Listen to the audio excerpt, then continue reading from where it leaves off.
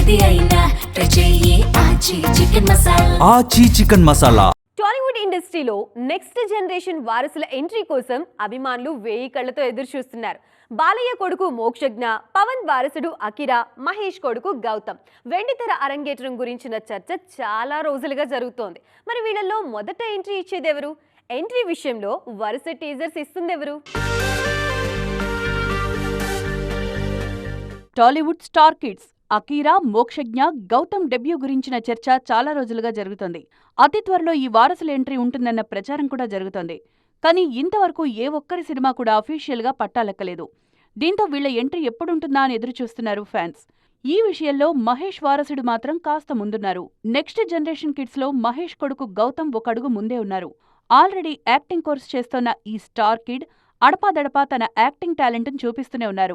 ముఖ్యంగా తన ఫ్రెండ్స్తో కలిసి గౌతమ్ చేస్తున్న షార్ట్ ఫిల్మ్స్, స్టేజ్ షోస్కు సంబంధించిన వీడియోస్ సోషల్ మీడియాలో వైరల్ అవుతున్నాయి. సిల్వర్ స్క్రీన్ డెబ్యూ విషయంలోనూ గౌతమే ముందున్నారు.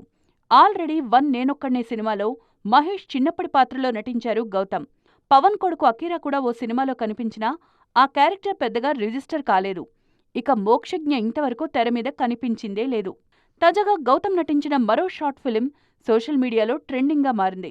మిగతా స్టార్ వారసులతో పోలిస్తే మహేష్ కొడుకు మాత్రమే దూకుడు చూపిస్తోండటంతో త్వరలోనే ఈ star kid silver screen entry ఉంటుందని అభిమానులు పండగ చేసుకుంటున్నారు.